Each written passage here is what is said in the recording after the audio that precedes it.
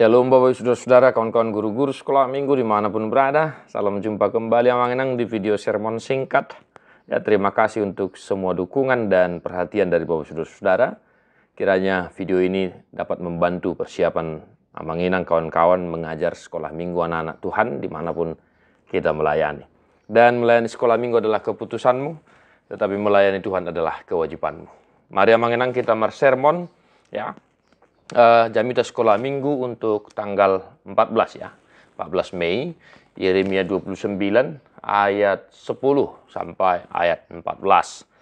Demikian firman Tuhan, sebab beginilah firman Tuhan, apabila telah genap 70 tahun bagi Babel, barulah aku memperhatikan kamu. Aku akan menepati janjiku itu kepadamu dengan mengembalikan kamu ke tempat ini.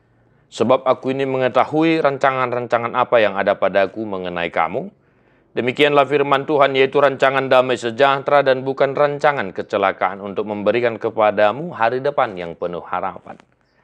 Dan apabila kamu berseru dan datang untuk berdoa kepadaku, maka aku akan mendengarkan kamu. Apabila kamu mencari aku, kamu akan menemukan aku. Apabila kamu menanyakan aku dengan segenap hati, aku akan memberi kamu menemukan aku. Demikianlah firman Tuhan. Dan aku akan memulihkan keadaanmu dan akan mengumpulkan kamu dari antara segala bangsa dan dari segala tempat kemana kamu telah kucerai-beraikan. Demikianlah firman Tuhan, dan aku akan mengembalikan kamu ke tempat yang dari mana aku telah membuang kamu.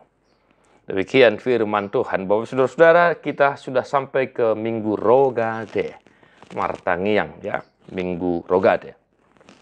Bapak saudara-saudara, ada 3 hal yang mau saya tekankan untuk kita kembangkan, ajarkan di gereja kita masing-masing. Ya. Ini adalah pembuangan bangsa Israel ke Babel. Ya, jelas dikatakan di situ. Boleh kita perhatikan ayat 1 dan ayat 3 sampai ayat 3. Ya. Ini dikirim oleh Yeremia dari Yerusalem kepada tua-tua dan orang buangan, imam-imam, nabi-nabi, dan seluruh rakyat yang telah diangkut ke dalam pembuangan oleh Nebukadnezar dari Yerusalem ke Babel. Dan surat ini dikirim dengan perantaran Elisa bin Safan dan Gemaria bin Hilkiah yang diutus oleh Zedekiah Raja Yehuda ke Babel. Ya, jelas Bapak saudara-saudara, latar belakang teks ini adalah surat yang dikirimkan oleh Yeremia ke bangsa Israel yang telah terbuang ke Babel, yang telah ditawan oleh Nebukadnezar. Nah, Amang Enang di ayat 10. Yang pertama, di ayat 10 dengan jelas dikatakan, aku akan menepati janjiku itu kepadamu dengan mengembalikan kamu ke tempat ini. Ya. Nah, dari sini apa yang mau kita ajarkan? Amang Enang, Tuhan tidak pernah ingkar janji. Itu harus kita ajarkan kepada anak-anak kita. Tuhan tidak pernah ingkar janji. Maka, ya, boleh kita nasihatkan anak-anak kita agar jangan mudah untuk membuat janji atau berjanji kepada temannya, kepada keluarganya, ya. Jangan nakal lagi, janji mak, tahu-tahu nakal lagi, ya. Supaya mereka itu, anak-anak kita itu jangan mudah untuk mengucapkan janji. Kenapa? Sebab janji harus ditepati. Sebagaimana Tuhan kita yang kita percayai adalah Tuhan yang senantiasa menepati janjinya. Dikatakan setelah 70 tahun, maka Tuhan akan menepati janjinya dan mengembalikan mereka ke Yerusalem. Nah, itu yang pertama mengenangnya. Yang kedua, Bapak Ibu saudara-saudara, sebab aku ini mengetahui rancangan-rancangan apa yang ada padaku mengenai kamu. Nah, ini nats yang sudah familiar. Ya. Mari kita ajarkan kepada anak-anak sekolah minggu kita, apalagi ini khususnya mungkin ke horong besar ya. Tuhan telah mengetahui rancangan-rancangan tentang kita, tentang mereka. Ya. Jadi yang mau kita ajarkan dari ayat 11 ini adalah agar anak-anak kita itu selalu menaruh harapan hanya kepada Tuhan. Ya. Kalaupun mereka berdoa, meminta sesuatu, ya, bercita-cita, ya, mungkin ini sebentar lagi ada yang sudah tamat SD, SMP, SMA. Kalaupun mereka bercita-cita ingin jadi ini ingin sekolah ke sana ke sini, kalaupun tidak terpenuhi cita-cita itu, jangan medili, ya, supaya mereka jangan patah semangat, patah arang, jadi malas, tidak semangat ngapa-ngapain, ya. Tapi kita tekankan bahwa Tuhan mengetahui rancangan-rancangan yang ada pada Tuhan mengenai kita, mengenai anak-anak itu. Jadi mereka harus senantiasa menaruh harapannya kepada Tuhan. Nah ini nih yang kedua ya mengenang ya. Dan yang ketiga, Bapak Saudara-saudara, tadi saya sudah katakan minggu rogate, berdoa. Dari ayat 12 sampai ayat 14. Pokok tekanannya adalah berdoa kepada Tuhan. Nah ayat hafalan boleh ya. Di mana itu tertulis, Matius berapa itu mengingat. Carilah dahulu kerajaan Allah dan kebenarannya, maka semuanya akan ditambahkan kepadamu. Ya, nanti dicari ya. Ada Alkitab elektronik, kata kunci carilah dahulu kerajaan Allah.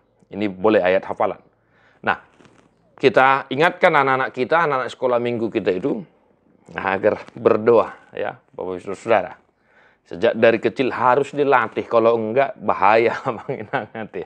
Ini atau jangan-jangan guru-guru sekolah minggu ini juga ada yang ya tidak disiplin, tidak menghidupi kehidupan doa. Amanginang saya ingatkan, hiduplah di dalam doa. Ya, berdoa syafaat. Sebagai guru sekolah minggu, Anda harus hidup di dalam doa. Tugas guru sekolah minggu salah satunya adalah mendoakan anak-anak yang dilayaninya kepada Tuhan, supaya anak-anak itu menjadi anak-anak yang takut akan Tuhan, anak yang bijaksana, menjadi anak yang baik. Nah, jadi kita ingatkan anak-anak kita itu agar senantiasa berdoa kepada Tuhan. Ya, mulai dari hal-hal sederhana. Ya, doa makan, doa sebelum tidur. Ya, kalau anak-anak di rumah ini saya ajarkan itu doa sebelum tidur.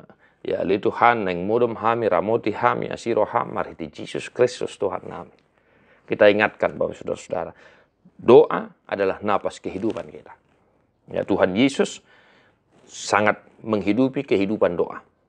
Dia berdoa kepada Tuhan. Pun kita harus begitu. Nah, yang mengenang ya. Nah, yang terakhir, ini semacam ya saran ya, usul kepada guru-guru sekolah minggu. Ya. Kebanyakan dari antara kita, orang dewasa, orang Kristen, latah dalam berdoa. Kenapa saya bilang latah dalam berdoa? Jangan-jangan kita berdoa itu dikarenakan doa orang-orang yang ada di sekitar kita yang kita dengar. Ya, ini latah dalam berdoa. Jadi kita pun amanginang dalam mengajarkan hal doa kepada anak sekolah minggu kita, hati-hati pakai bahasa ya. Nah ini, salah satu contoh doa yang latah yang sering saya sebutkan adalah, ya misal pada saat pertanyaan, berkatilah tuan rumah, berkatilah saudara-saudara kami yang tidak dapat hadir hari ini, supaya minggu depan mereka bisa hadir bersama-sama dengan kami. Tahu-tahunya ini yang berdoa ini minggu depannya pun tidak datang, dan untuk seterusnya pun tidak datang, dan tidak pernah datang ke pertanyaan misalnya. Ya, ini abangin hangat deh. Jadi jangan latah. Pakai bahasa yang sederhana dan dimengerti. Ya, iman dan logika kita harus ya connect dalam menyampaikan permohonan kita, doa-doa kita kepada Tuhan. Bapak Saudara-saudara harus bisa dimengerti. Jangan latah. Ada lagi yang latah Bapak Saudara-saudara, supaya jangan terhalang berkat yang akan kau berikan kepada kami. Ya, Tuhan tidak pernah membatalkan berkatnya, dan Tuhan sama sekali tidak pernah tidak memberkati kita. Ya, kenapa? Napas kehidupan berkat terindah, terbesar yang kita terima. Ya, amangina. Nah ini hanya contoh kecil. Tadi saya katakan hanya usul saran saya kepada kita agar kita jangan latah dalam berdoa. Nah, kembali ke topik amanginang, ketiga poin tadi, kembangkan di gereja kita masing-masing, di daerah pelayanan kita masing-masing. Tentu situasi berbeda, maka berimprovisasilah, ajarkanlah dengan baik dan mudah dimengerti oleh anak sekolah minggu kita. Lagu-lagu tentang doa mungkin banyak kita ketahui. Oleh karena itu jangan lupa agenda sekolah minggu, Bibel Bukuendi atau Alkitab Bukuendi sekolah minggu, dan alat-alat peraga lainnya. Salam Sunedesis, God bless you, non-stop.